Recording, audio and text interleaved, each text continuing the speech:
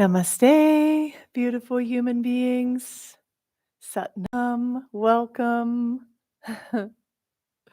So excited that we're coming together again. I'm going to just wait a few moments whilst people can join the room. Hi, Sue. Hi, Angie. Hi, Kasia, Kelly, Aquarian. Hi, Barbara, Oksana. Good morning. Good morning, everybody. We just collect myself a little listen. Oh, beautiful. Where's everybody tuning in from today?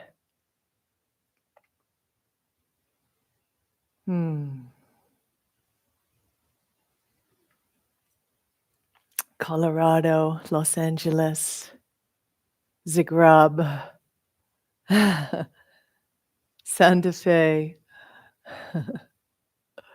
Bay Area, Ecuador, beautiful Gabriella, Canada.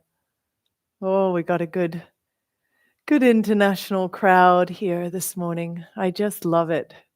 Ah, points of light around the globe coming together.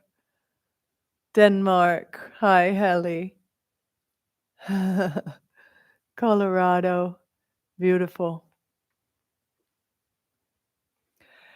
All right. So just to recap for a moment before I dive into this session, we've been going through the Awakened Mind Living from Your Higher Power series. And we started quite a long time ago now with part one, which was illuminating the subconscious and understanding the hidden patterns, the habits, the beliefs, the stories that are unconsciously shaping our life until we turn towards them and bring them into the light of our consciousness.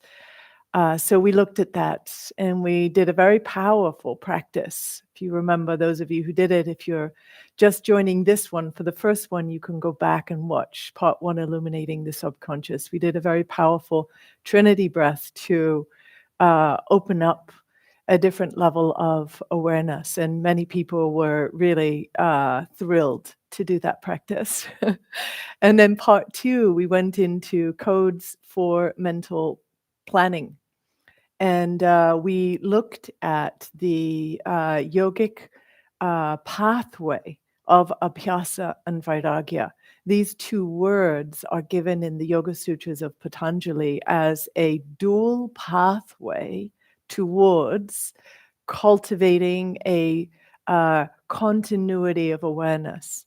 Abhyasa is like one wing of the bird, which is the dedicated, steady, wholehearted practice, the kind of practice where you don't miss a day, where you understand that in order to forge a new pathway ahead, we have to consistently fire and wire certain neurons so that the brain becomes wired for our success.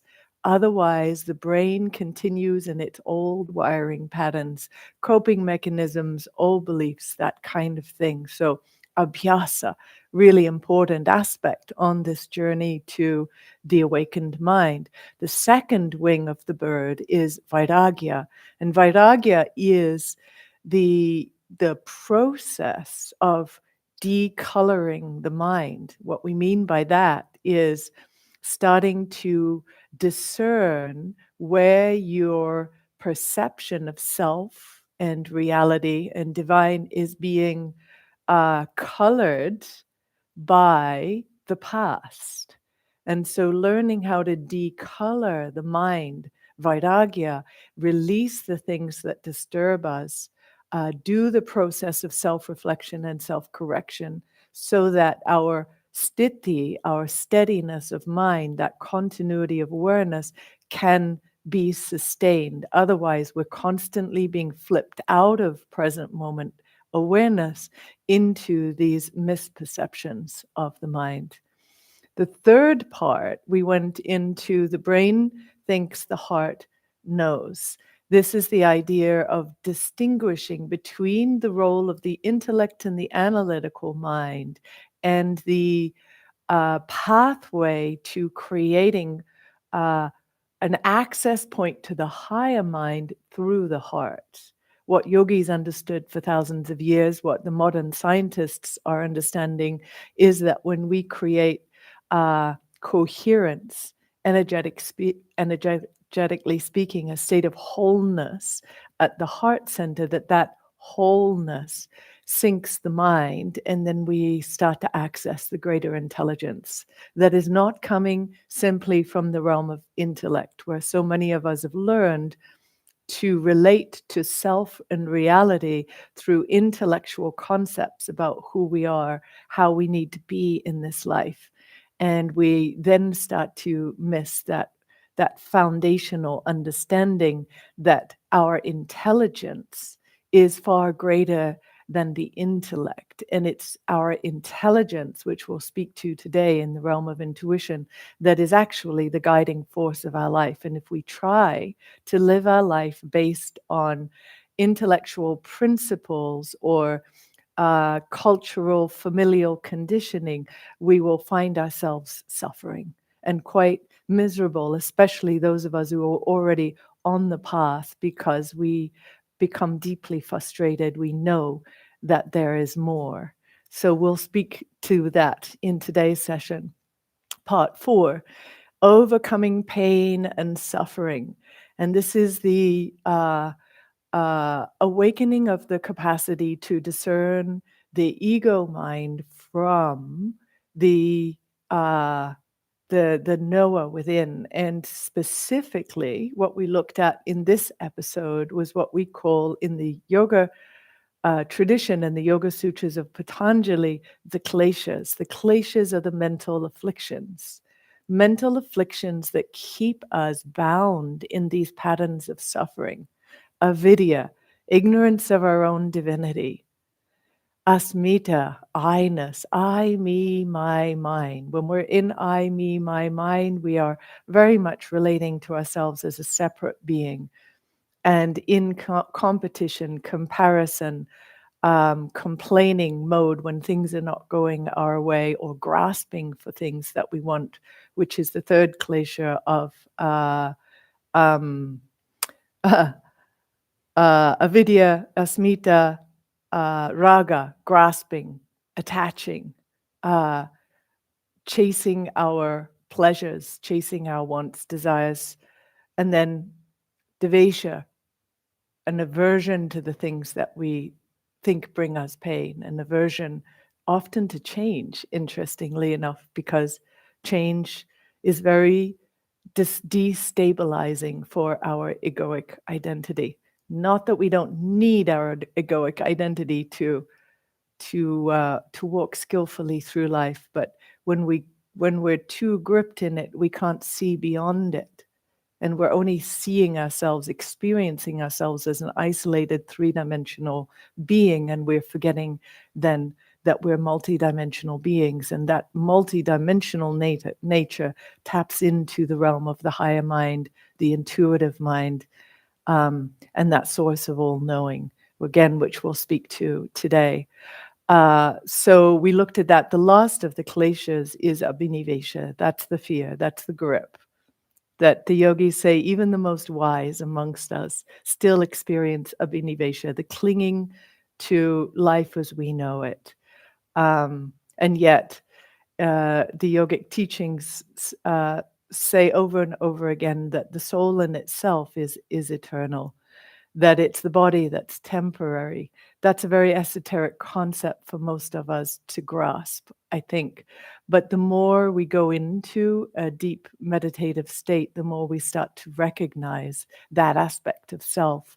And it brings a different level of fearlessness and courage into our day-to-day decision making. So behooves us all, right, to create that experience of the unlimited self within us, so we can bring that into our everyday living. And this is one of the ways that as individuals and then as collectives of individuals, we can begin to break through a lot of the unhelpful behaviors that humanity is caught in right now, in the constant struggle about I, me, my, and mine. What's mine? What's yours? What idea is right? What idea is wrong? I have more power than you. I can bully you. I have no power. I feel victimized. All these paradigms that as a collective humanity has been stuck in for so long. And yet the pathway of the yoga tradition is inviting us beyond those paradigms into a different way of experiencing ourselves and experiencing life. And as we look at the current state of our earth, at the current state of where we are in this very flexion moment of humanity, we see that a lot of those old paradigms are being flexed. And those of us who desire to live peacefully, those of us who desire to live in a sense of internal and external freedom, are sensing, that there's a big struggle within the collective going on the unconscious level. And our job now more than ever is to stay in the light. It's in the light that we can access the higher frequencies that allow us to connect to the multidimensional reality and to begin to hold that frequency state so that we can anchor that in the collective experience. I'm just double checking you guys can still see me. Okay, good, you can, because all of a sudden I lost, my screen went dark. So I'm glad. So anyway, this is the call of the hour. I believe that we will come together at this time in this way so that we can anchor this frequency in the collective field.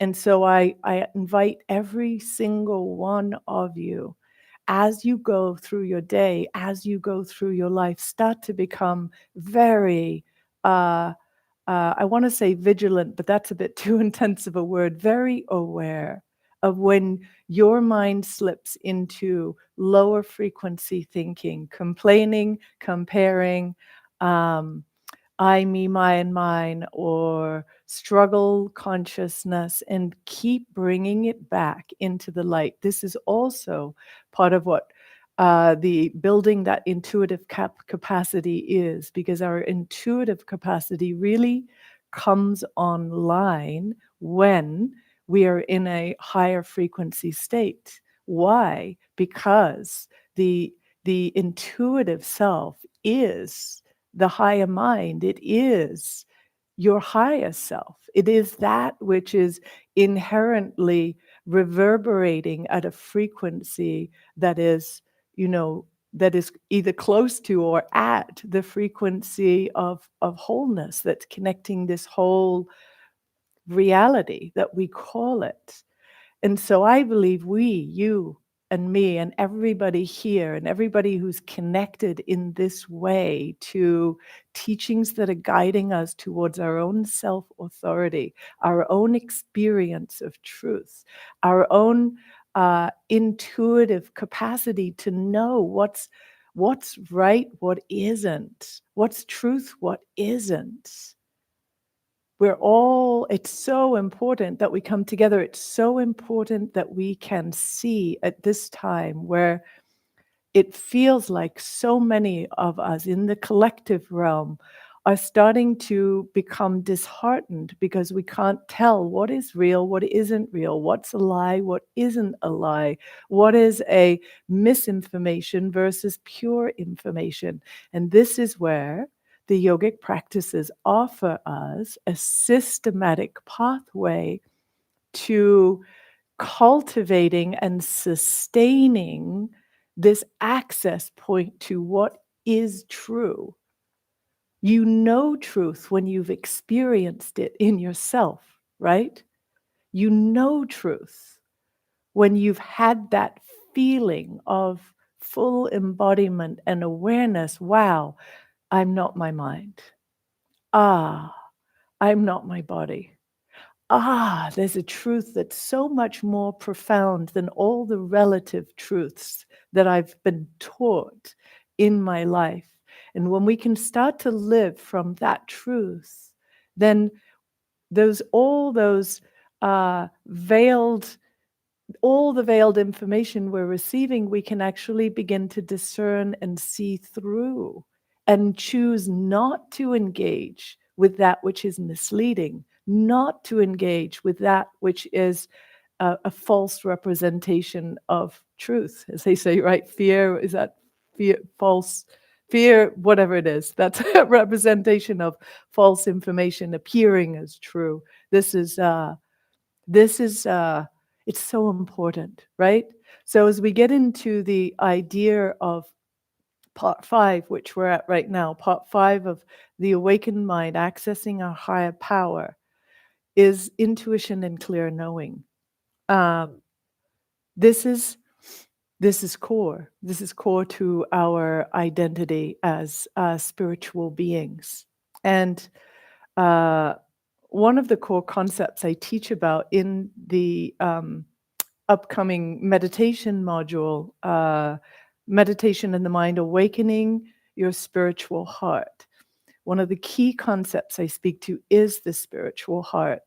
It's a term that represents the heart center really as the place of unity, consciousness. The lower chakras, first, second, third, being the I, me, my, mine, relating to this very earthly self. The heart center is that place where there's the lower triangle of energy from navel down to root. We have the higher triangle of throat, third eye, crown.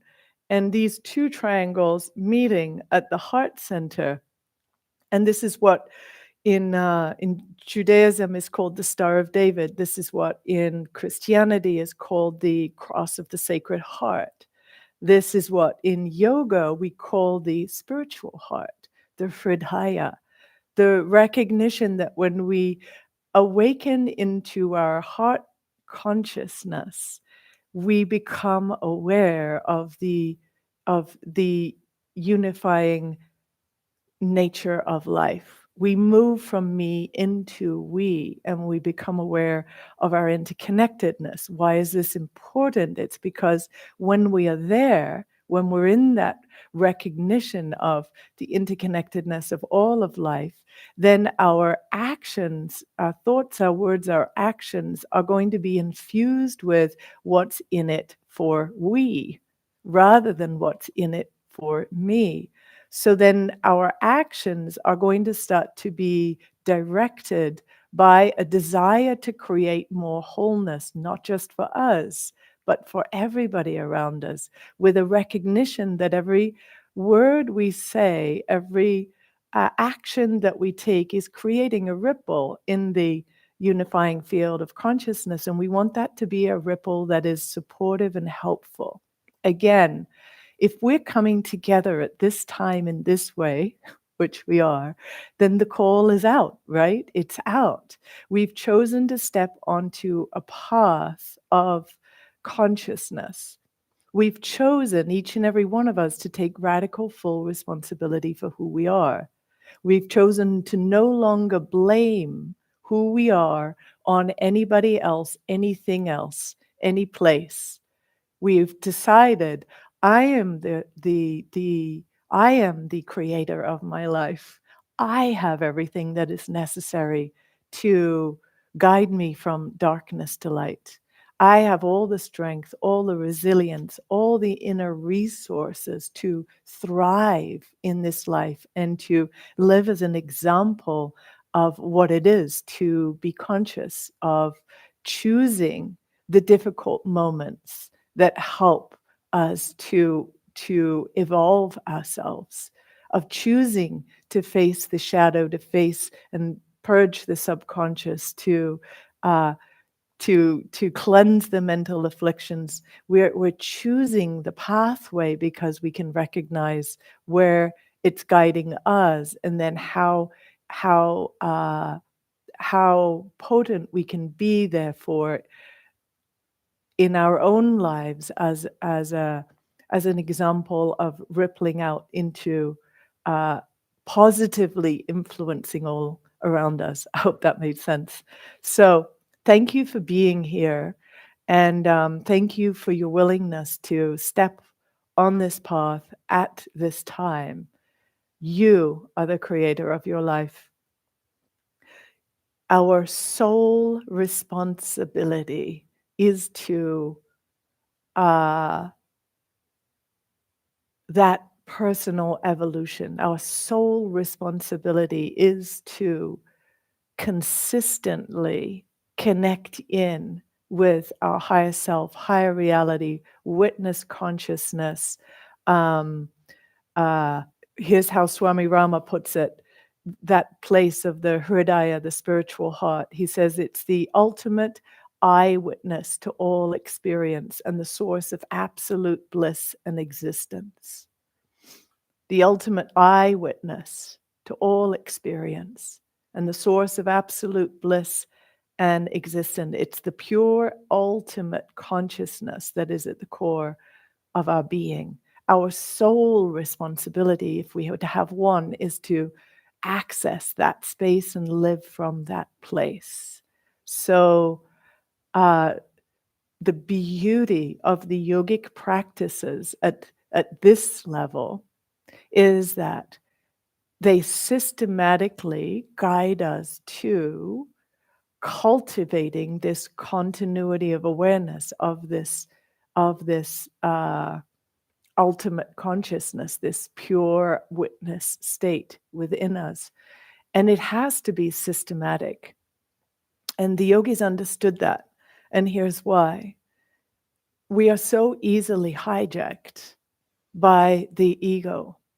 And if we don't have a systematic approach to guide us into a meditative state, then the ego mind will keep hijacking us into thinking we've got there when we haven't, or having us move into fantasy land or dissociation or all these things that could feel like a meditative state, but it's like you're on a destination to go somewhere, but you get off a prior exit and you never quite get all the way there. The reason the yogis offer these systematic pathways is because they allow us to keep penetrating deeper and sustaining, so that we've actually cordoned off all those exit points to our internal freeway. And so there's nowhere within that structure for the ego to divert us off onto another path. So this morning, we'll do just a very simple series. I teach the whole thing within the Meditation of Mind, which is just too long that I could possibly offer it in one session here. But in the module, I offer the whole systematic pathway, uh, and and it's important that it's offered, in a more of a teaching style like that, the whole technique, because we have to integrate one level before the next, before the next, before the next. And this is again what the yogis really understood, because if we in our Western mind, we're used to getting things like this, we forget that we have to develop skill on one level, because that skill then supports the next level, and then that supports the next level. And if we try to go from 0 to 100, we're going to end up getting frustrated and falling off the path. And I wonder how many of you here have at some point, or in the early days, or are still having it happen to you, where you start meditating but then you fall off the wagon. So I'm curious, how many of you have had that experience of meditating but then falling off the wagon? And there's very real reasons for this. So there's no, it's not an opportunity for beating yourself up. It's just that we all of us suffer from self-doubt. We suffer from distraction. We suffer from yeah, here you go. Nicole's saying all the time. Helly's saying, oh yes. And Lulu, yep. And Nicole, yep. Okay, good. Oh, and John saying, no, no, never me. Still happens, but get back into sync quickly, Susie. Good, great. I'm so glad. Yes, we have to admit it, right, you guys? To Sue's point, we have to admit it. And many stops and starts. Yeah, we have to admit it, because to not admit it is that, again, the ego is in its ignorance. It's a video. Once we admit it, then we can choose, right, to change it.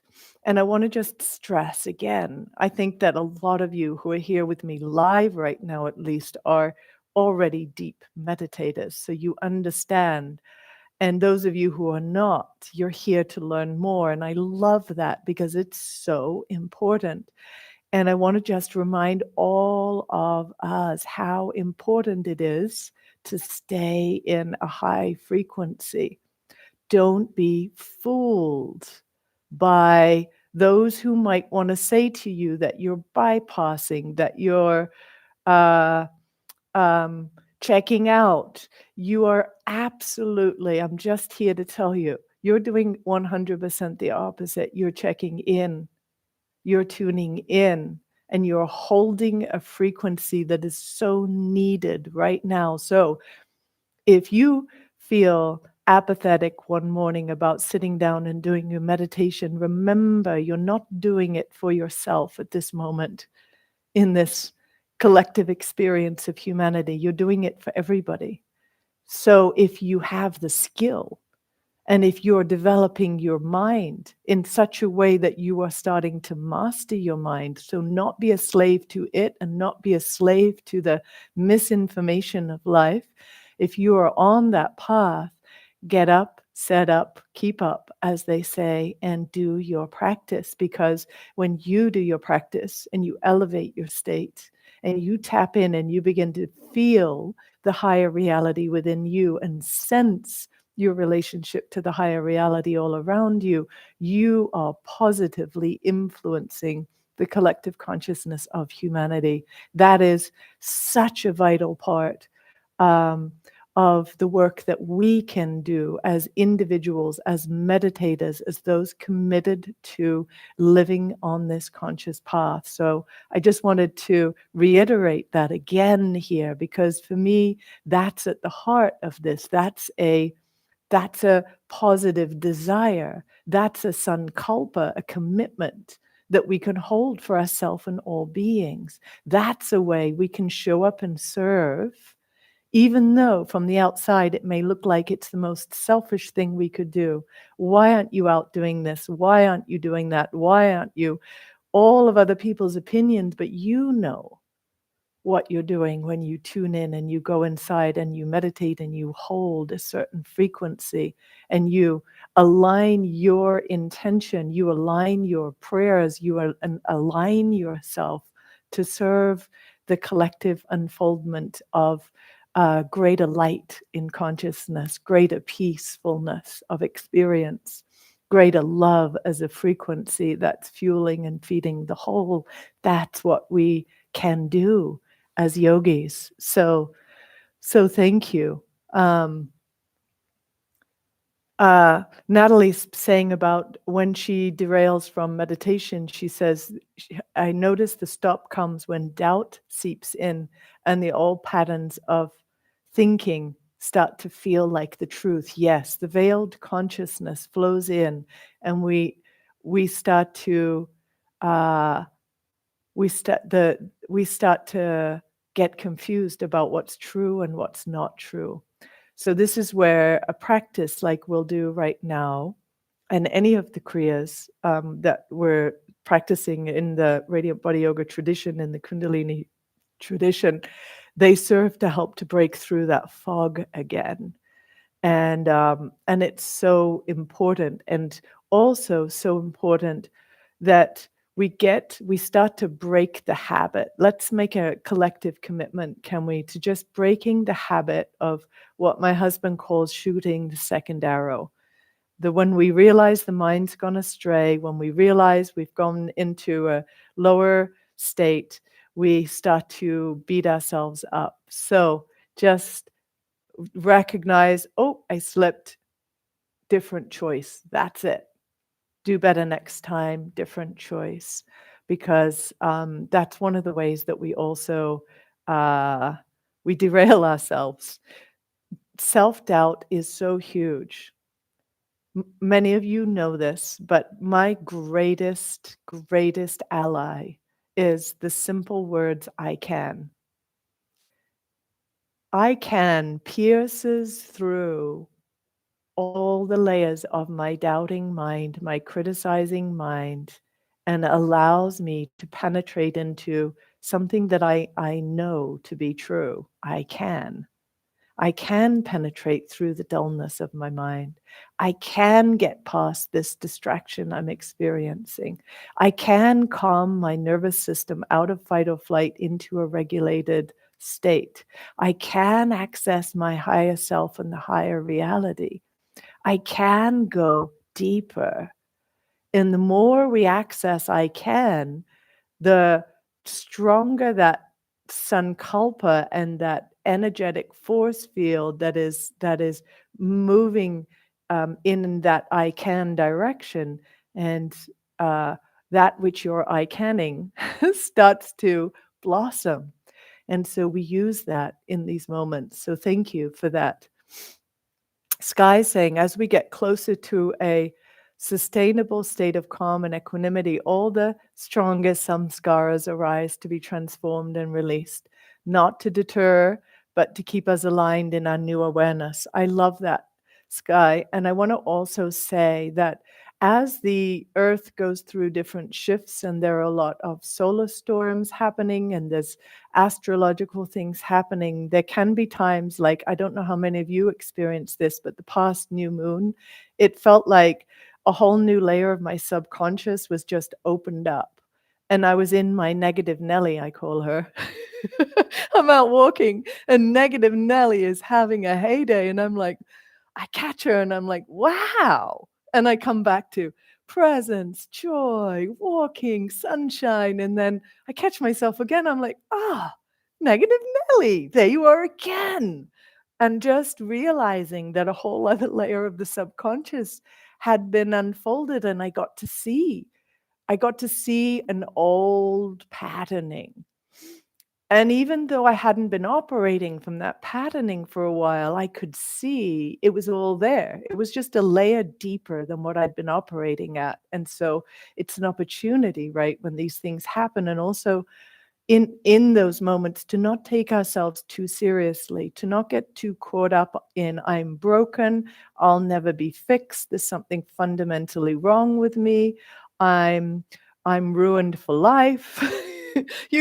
All the things that we could think, just recognizing, oh, there's a storm coming through my inner world right now, just like a storm comes through the outer world, and I'm going to hold myself steady. And even though I have many reasons that I could doubt, or I could beat myself up, or I could think that I'm not going to get there or be less than, I'm not going to choose that. And I'm going to trust that this storm too shall pass. So thank you, Sky, because you just reminded me of that moment. He says it's especially challenging to awaken around others resisting. Yes, absolutely. Well, we are, the best advice I can give for all of us is to maintain our own counsel. It's easy when you start to access the Noah within, that deep, I'm seeing some hearts there. Yeah, maintain our own counsel, because it's easy once we can start to see more clearly and discern real from unreal, that we feel that we want to help those around us. And yet we can only help those who are willing to be helped, because we can only receive information at the state of consciousness that we're vibrating at. If somebody is vibrating at a state of consciousness that isn't reflective of what truth you're sharing, they're not going to experience that as truth, so they don't want to take it on. And so if they have an understanding that they want to elevate, and you can express that, then there's an opening there for them to receive the information and strive towards it.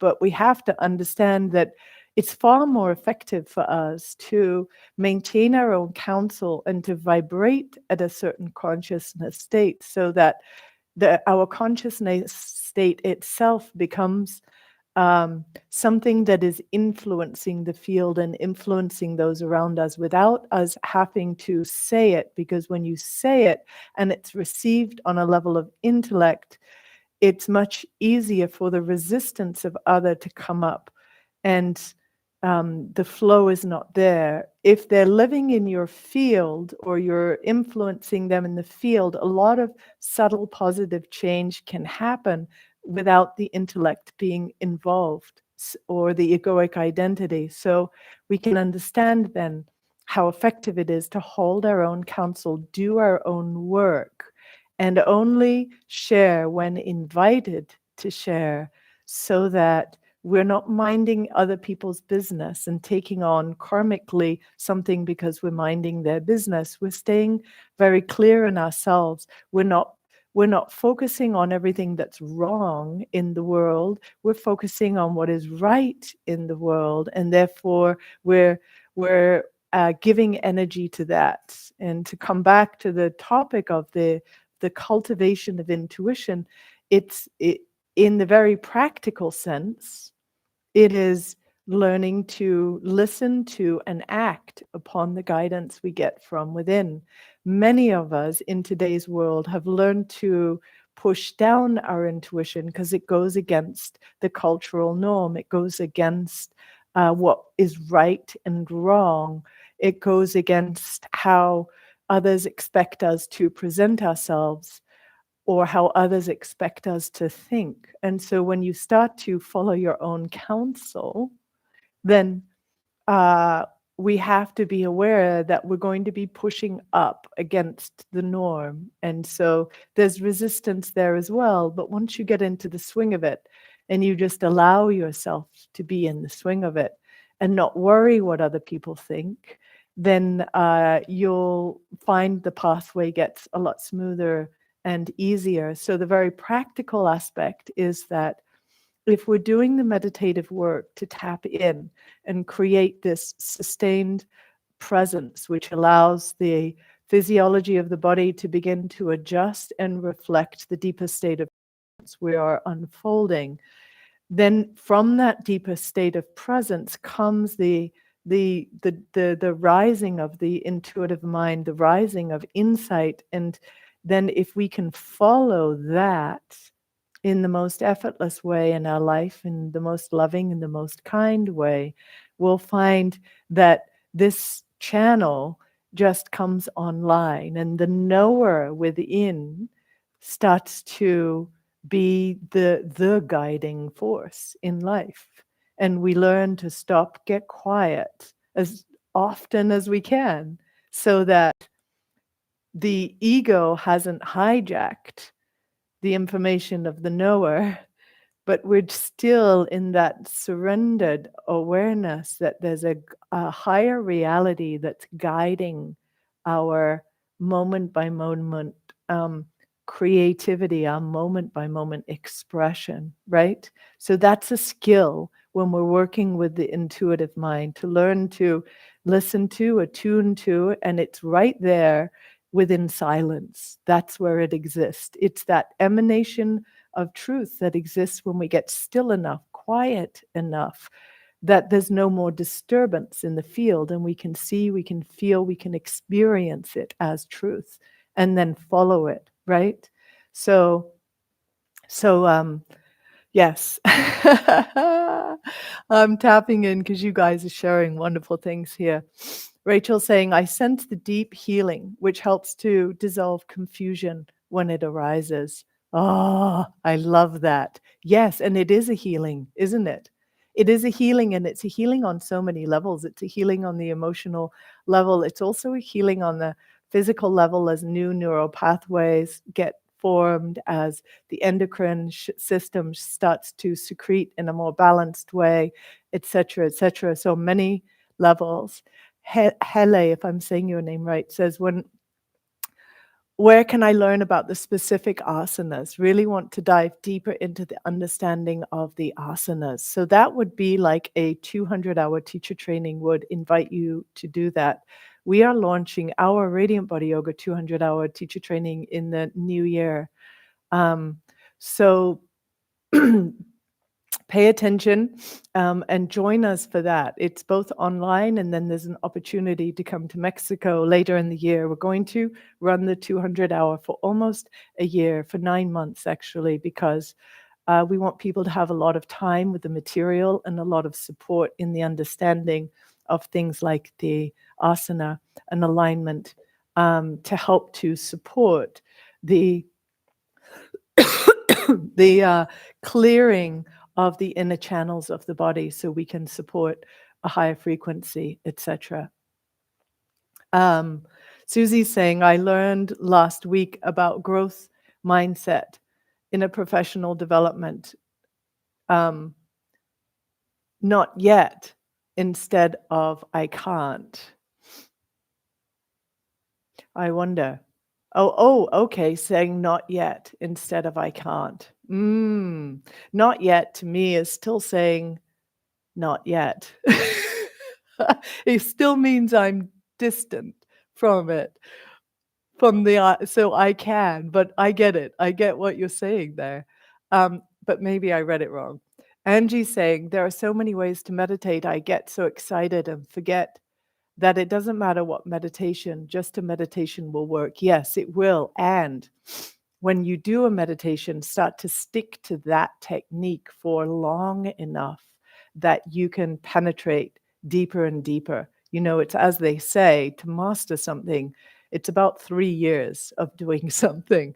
Of course, you know, when you really hit something that's working, you want to go to 3 years, or you want a systematic path that's over time guiding you to a full technique, which starts here and ends up here. And you've got this whole journey to get there. And in that journey, you've developed so many different facets of yourself. That's like going through all the different sadhana techniques in the meditation and the mind module, or any other of the teacher training modules that take you on a journey so that you're kind of a fuller representation by the time you get to the end. And in the Kundalini tradition, so many great meditations that develop a certain facet of your consciousness. And when over time we've done so many, we start to feel that multifaceted, aware being. So I love that.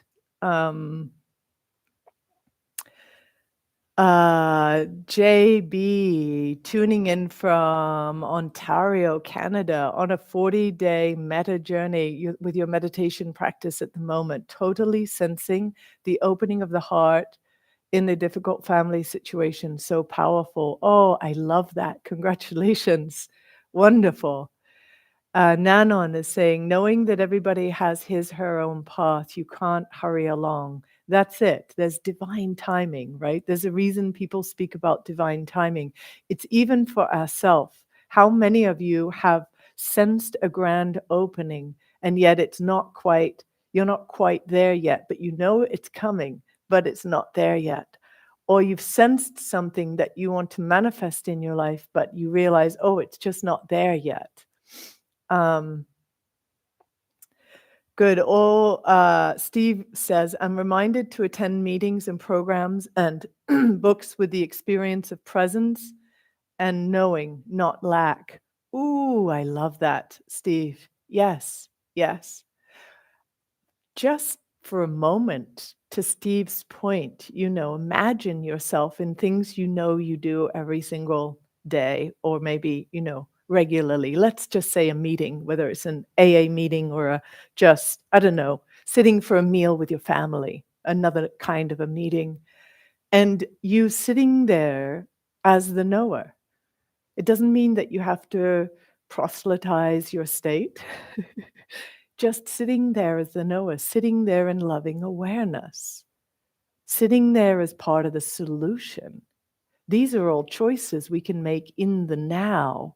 And then we see how sitting there in that way starts to subtly influence the way we're perceiving the moment. Now we're perceiving the moment from a different lens than if we were sitting there and feeling lack, feeling boredom, feeling irritation, right?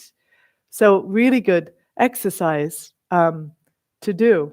Thank you, Steve. Uh,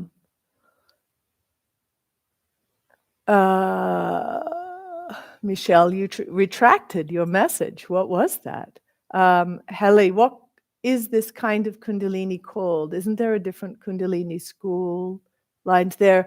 Hele, there are many different Kundalini traditions, and ultimately think of Kundalini as the raising of awareness. And in the Radiant Body Yoga tradition, we're using Kundalini Kriyas from the KRI, Kundalini Research Institute, from the Himalayan traditions, 2 different Himalayan traditions from northern India, internal Kriyas from the Bihar school. So a combination of many different Kriya techniques that are allowing us to go deeper within our practices. So when we say Kundalini, there's many different lineages, you could say, but ultimately all yogas to raise the Kundalini. So we use Kriyas, like specific sets of exercises that are dynamic in nature, or holding with breath work, with mudra, with mantra, to help facilitate a certain unfolding of energy and consciousness.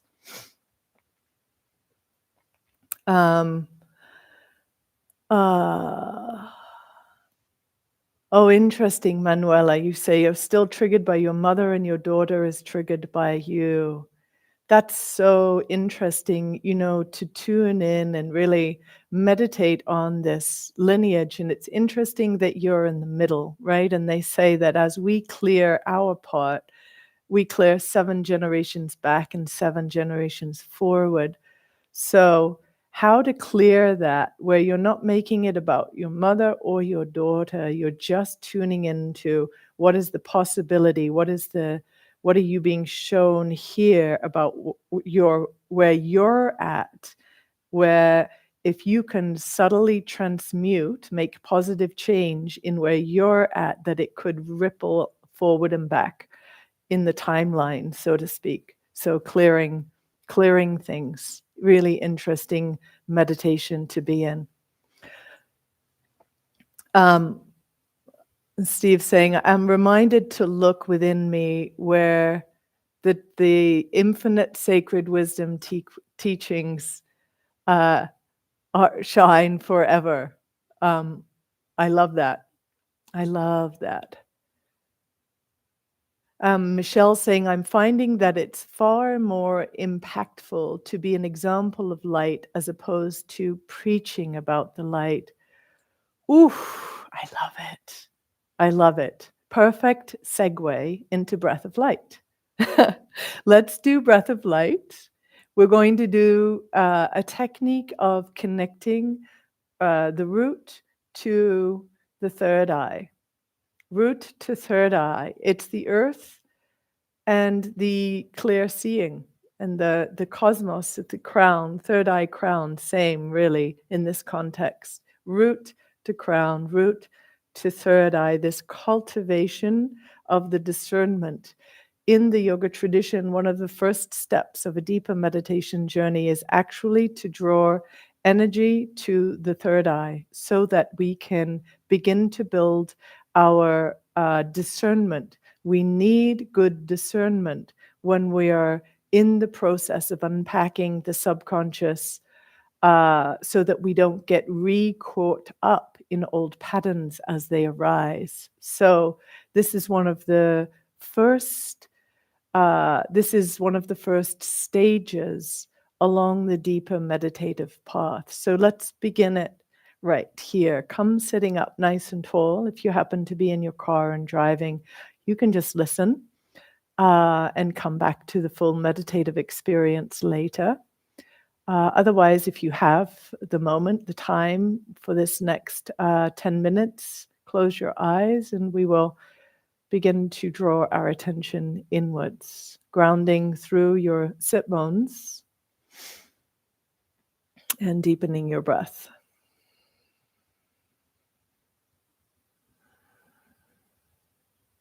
Seeing, sensing, feeling a very strong foundation underneath your body as wide as your hips that goes all the way down to the center of the earth. You can just imagine it in a flash. So on an energetic level, you're very much plugging in, if you like, aligning with this very healing frequency of the earth, pure earth, earth as mother consciousness, earth as a form of deep nourishment to every cell of the body, and earth in her harmonics as being a place of healing. So tapping into that energy. And breathe all the way down like you're connecting into the pelvic floor as you breathe. You might even feel, if you're sensitized there, that as you inhale, there's a slight flattening of your pelvic floor. And as you exhale, there's a slight relaxing upward towards the navel of the pelvic floor, mirroring that same movement of your thoracic diaphragm as you inhale. There's a descending of the diaphragm, that whole big muscle that separates heart, lungs from the lower organs. As you exhale, there's a doming up of that diaphragm muscle, the thoracic diaphragm and the pelvic diaphragms. See if you can feel either one of those or both in your next few breaths.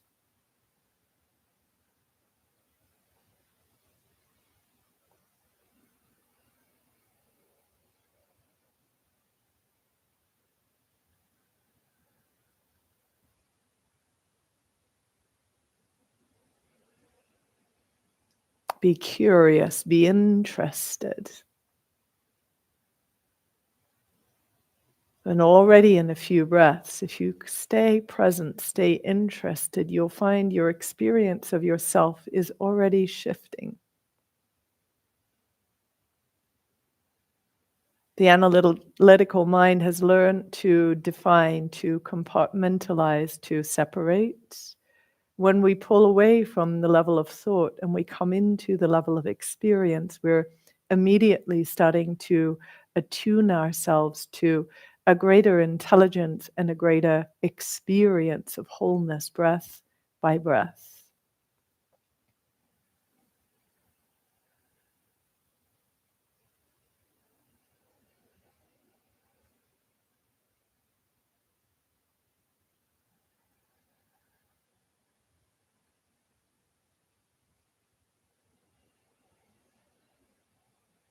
And we might be aware of all the ways that we keep defining reality and limiting ourselves at the level of mind. So the reminder here is that in the conscious breath, in the attunement to experience, comes forth a whole new level of integrated awareness.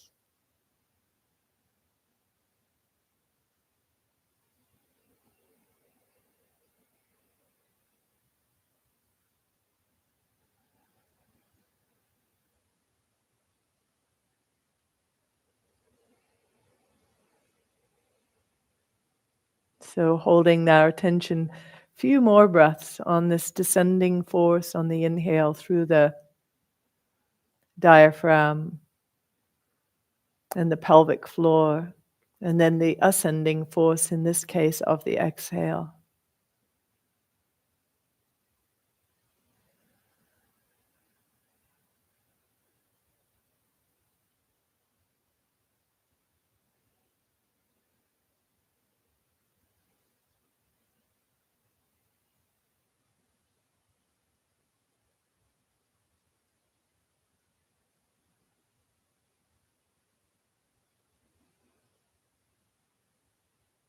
Beautiful. And now holding our attention all the way down at the root, begin to breathe in 7 strokes, splitting your inhale into 7 parts. Each little sniff, you move to a particular location. So sniff 1, you feel your root. 2, the sacrum, the navel, heart, throat, third eye, crown, hold, focus at the third eye. Unique feeling of energy between the temples, center of the forehead, in front of the forehead.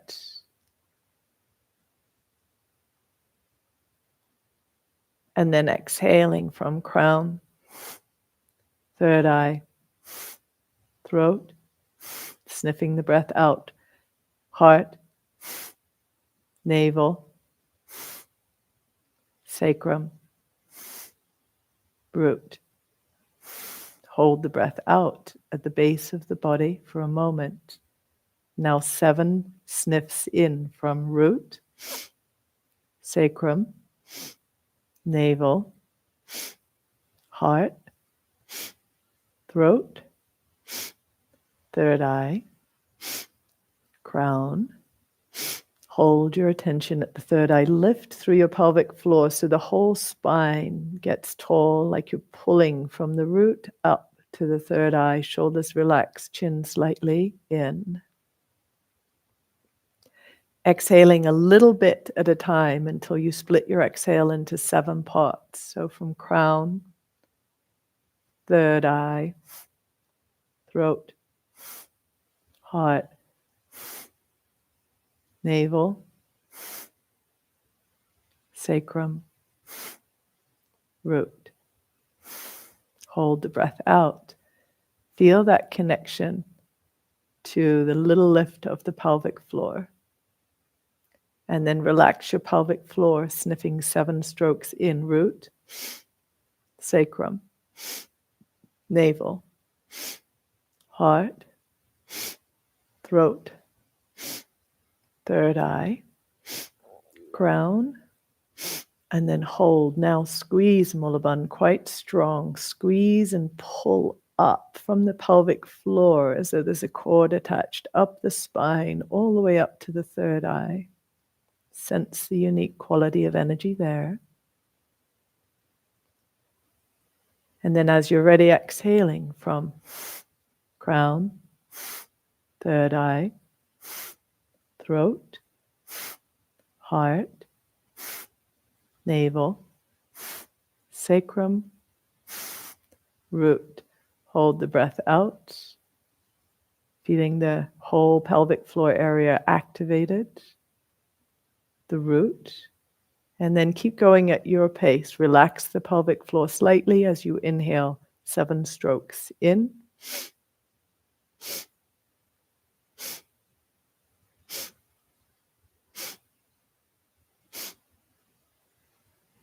And hold, then squeeze Mulaband, press up, focus at the third eye. You push the energy, pull the energy, align it there.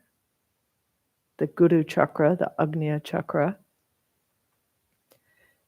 And then exhale in 7 parts, taking your awareness down the spine.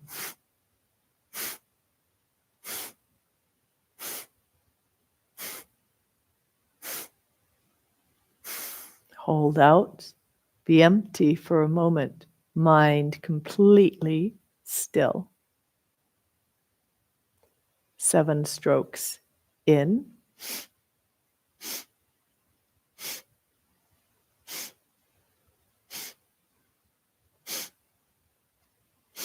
Hold.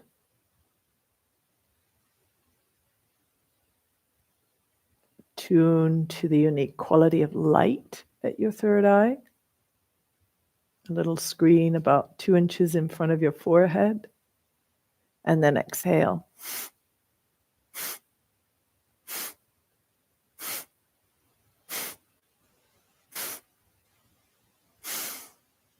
Hold out. Mind steady. Feel your root. Sense that healing, nourishing earth energy. And again, sniffing in.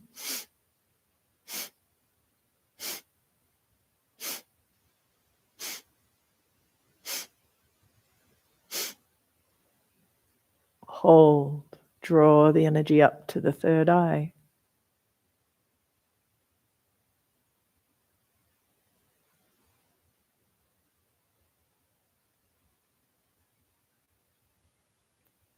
And out.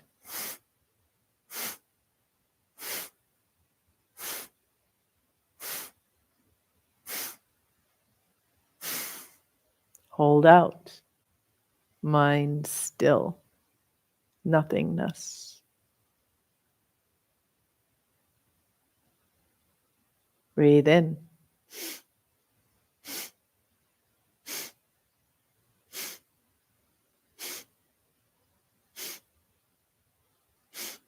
Hold. Mind still. Absorbed in the light at the third eye.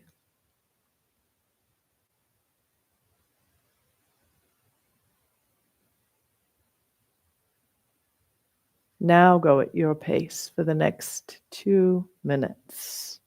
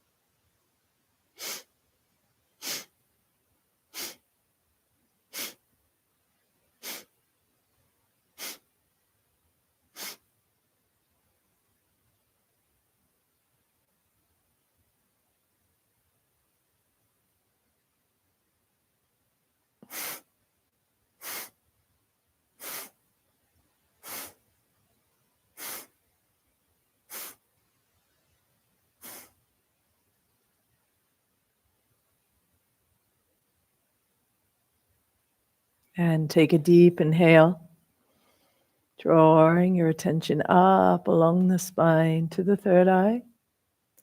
And then a gentle exhale, bringing your attention down to the root.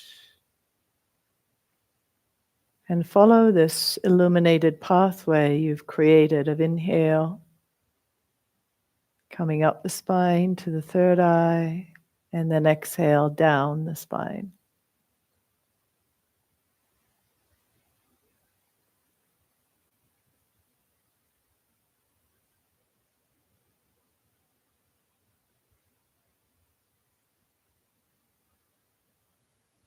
And then finally, letting your attention just rest in the third eye area between the temples, as though the eyes could just tune to a point a couple of inches in front of your forehead, and sensing a quality of luminosity at the third eye, and letting yourself become immersed in that quality of luminosity, tuning your attention to this expression of consciousness at the third eye. You may feel at some point a little pulse there with the energy. You may feel a little almost tugging up towards the crown. You may be aware of a certain color. No right, no wrong, just you in your curious connection to energy at your Guru Chakra, the third eye.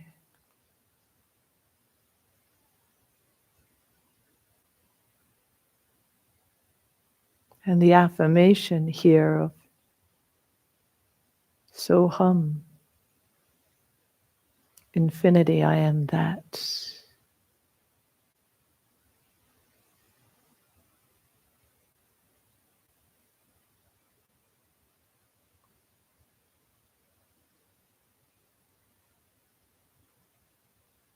Let the Soham just be there in your consciousness as you focus at this third eye area. Being ever drawn, as though drawn into this light-filled pulse of energy.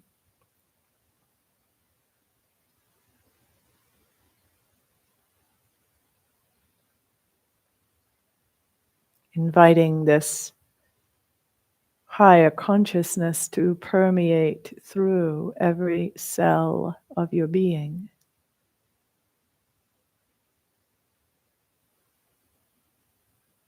And feeling it.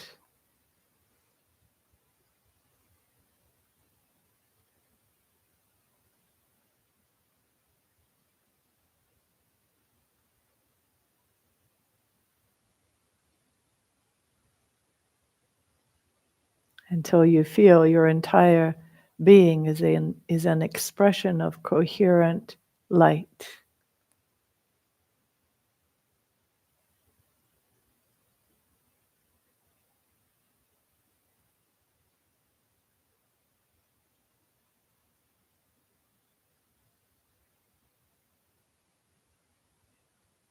And sense the entire space around you like you're sitting in a 20-foot diameter of light.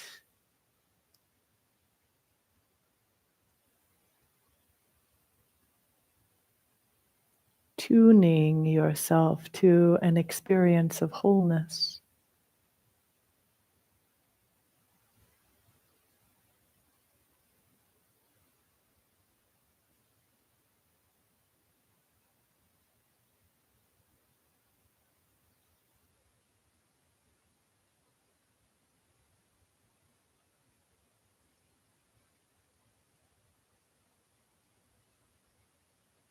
Like your whole mind is bathing in this light of the Agnya chakra.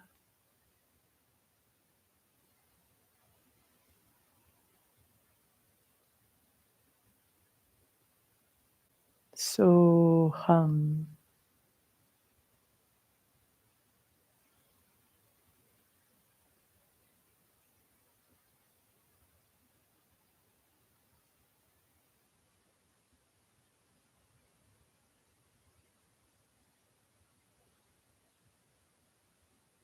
Opening to the experience and embodiment of your higher self.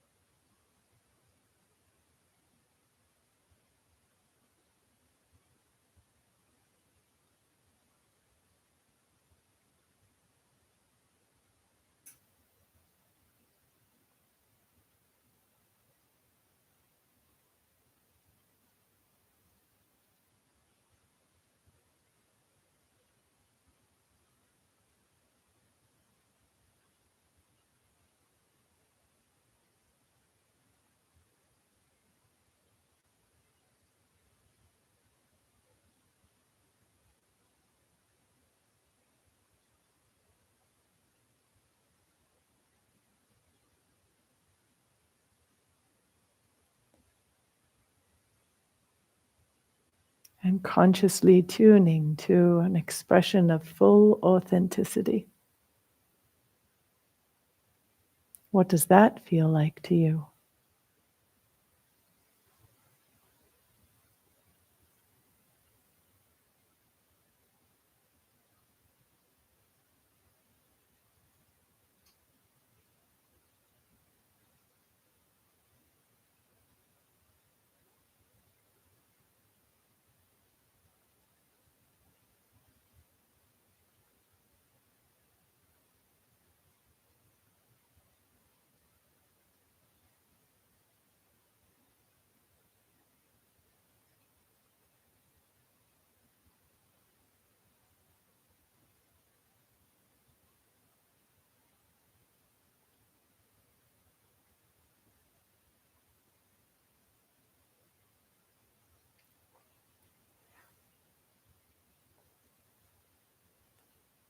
And then gradually bring yourself into the feeling of your physical body.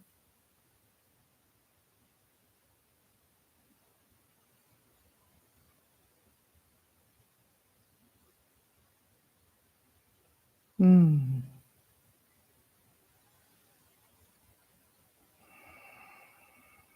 And sensing everybody else who's here, let's just take a moment of recognition in through the field.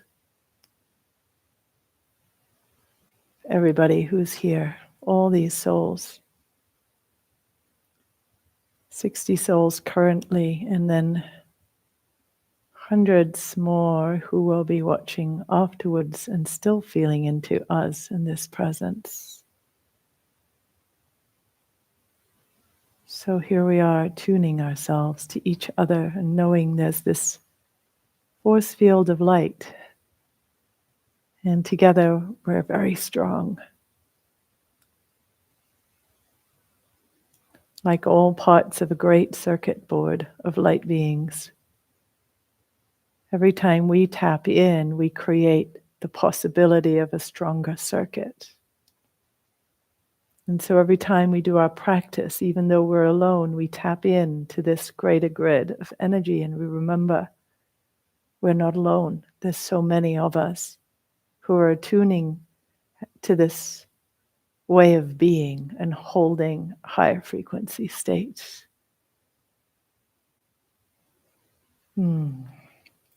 So thank you all for joining me here in this exploration. I'm open for questions. If anybody has questions, feel free or just share. Steve says, my inner guide has finally guided me to leave the practice such as sitting meditation, which was needed as I needed training wheels to learn to ride a bike. Took courage to leave the external guru. Wonderful, you felt that place of deep resonance. 50 plus years of practice can become a distracting habit, right? Yes, especially if it's rooted in a rigid kind of a discipline. We have to ultimately outgrow the technique itself, but the technique has its purpose. And then, yes, to expand ourselves beyond. I just want to say a big shout out to, all those of you who have been just with me for so long on this journey and just how deep the resonance is among us. So thank you, because you're holding this frequency for all those who are just coming to the practices of Radiant Body Yoga that we're sharing and the consciousness field we're creating. So we're like the welcoming circle, if you like. Since our Radiant Body Yoga studio opened a few days ago, I've really had this feeling of being, at a retreat center where everybody's arriving and everybody's like getting used to the space and the place. Where's this? Where's that? What's this practice? What's that over there? And just feeling how all those of us who've been on this path so long, it's like this deep, rich circle of welcome So I love that. Thank you for holding your hearts open and welcoming in those newer to the path, so that we can keep nurturing this frequency of loving awareness and togetherness, and build it into an ever greater force field of light. So thank you. Really grateful for you. If you just are joining this masterclass and this path, then please come to our free Radiant Body Yoga community online. And we have a whole body of classes that's just launched as the studio, which you'll see within the online community, and come join us there too. And that's, that's our library of practices and community support. So all that is there too. And just a reminder to everybody, we are doing healing circles within the app, and we are wanting to support those who are in need of healing. You can always reach out to team@kiamiller.com if you're in need of healing. And our little group of dedicated healers will come together and we will support you. So we have that going into. Wonderful. Aquarian, I love that. Nanan, tapping to give it a tingling feeling. And Jessica's popped in here, coming up, meditation in the mind module. This is the 60-hour course that's part of the greater 300-hour of the Radiant Body Yoga teachings. Each module is an opportunity for a deeper level of self-growth. That's how I designed the Radiant Body Yoga 300 hours, so anybody can do them. You don't have to be a teacher.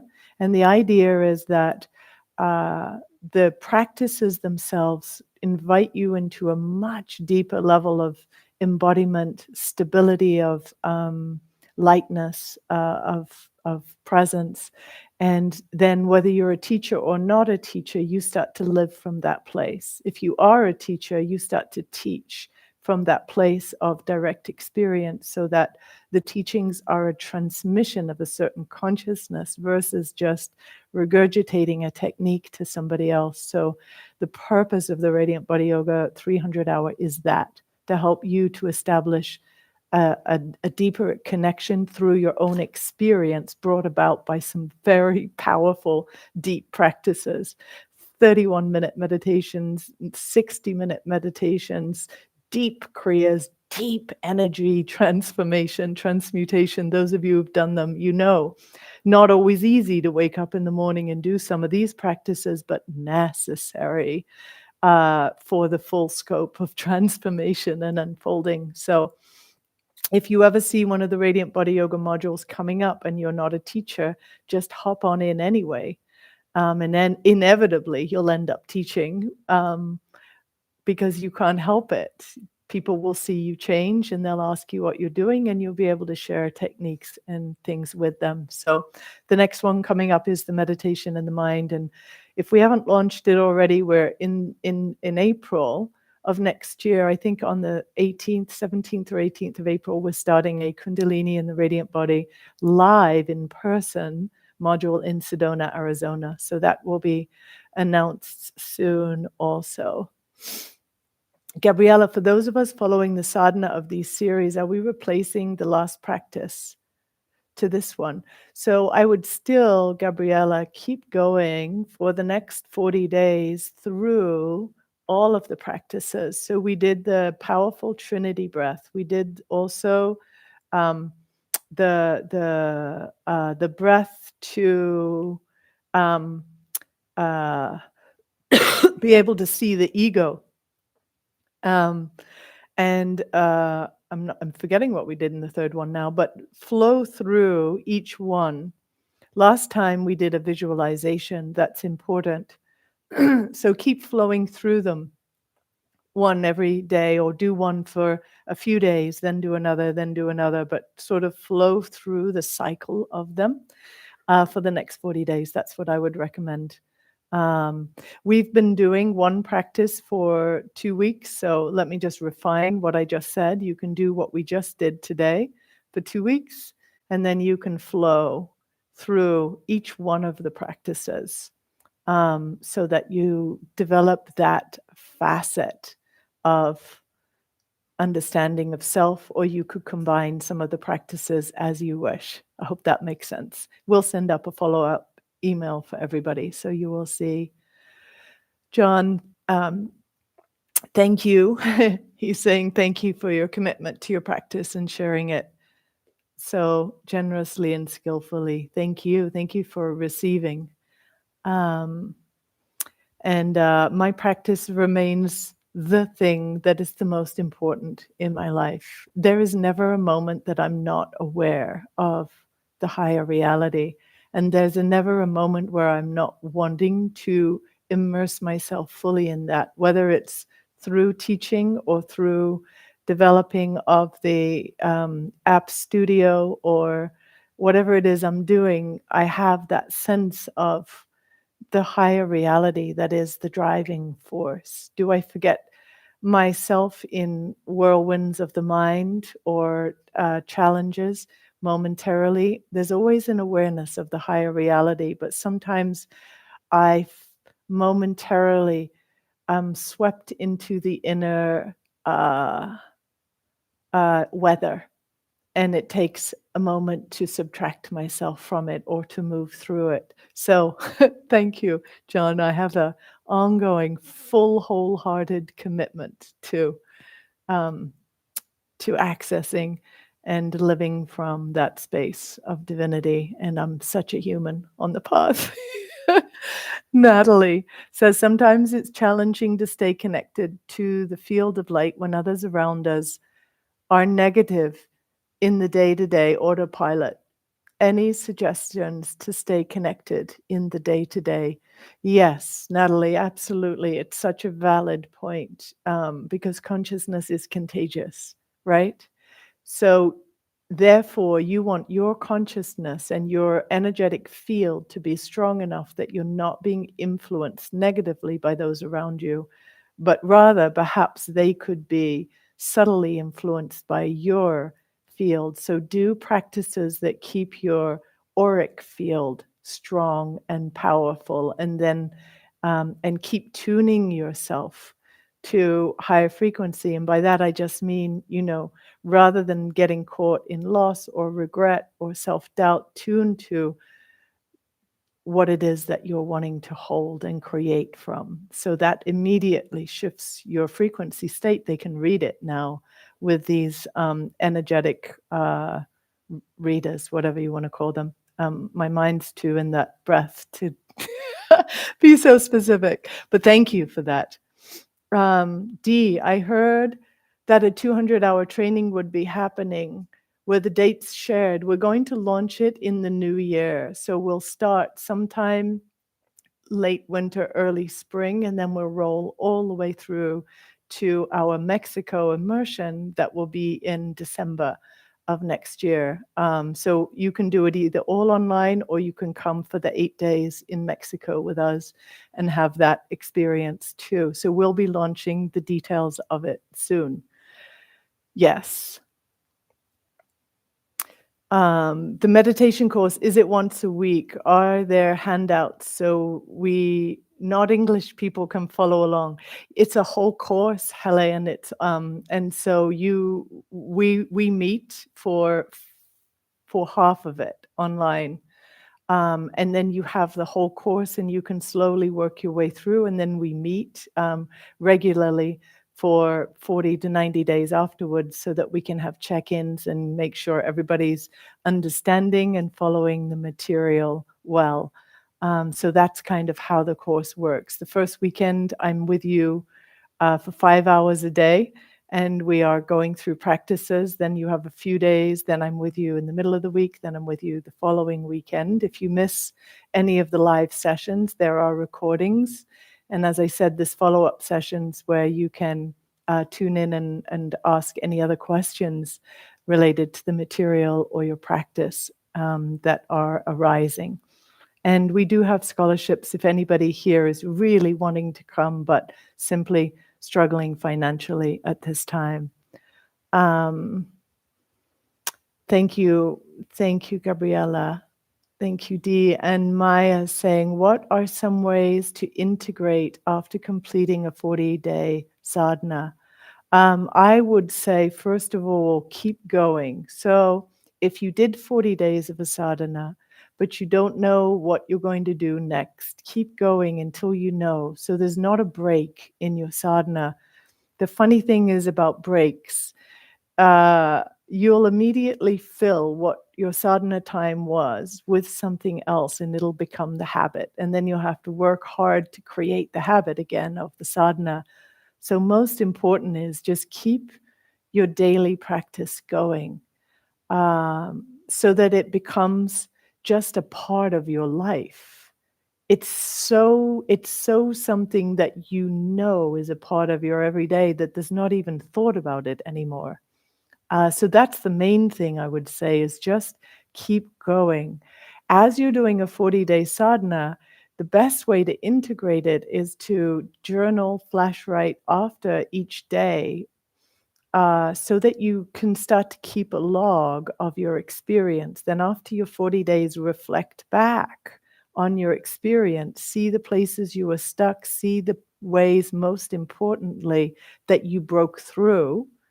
And because that's helping to rewire your brain, so to access that energy of the breakthrough, and then see where the practice led you to in your consciousness state. And if it feels like it's still working, you keep going 90 days, keep going 120 days, and see where the practice takes you. I've done one practice for 12 years. I did other practices for 3 years, or 90 days, whatever it is, or practices that just keep cycling back because I know that I need it in the time. So yeah, thank you for that question. I love it. And thank you all for being here with me on this beautiful Sunday. Sending you so much love. I'll hop off and see you all again soon. Come join us in the Radiant Body Yoga community.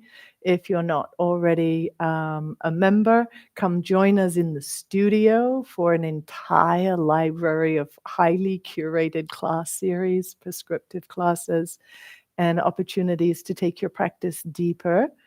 And come join for the meditation and the mind module if you're feeling called to go into that level of depth with your practice. So much love to you, and more to come soon. Sat Nam.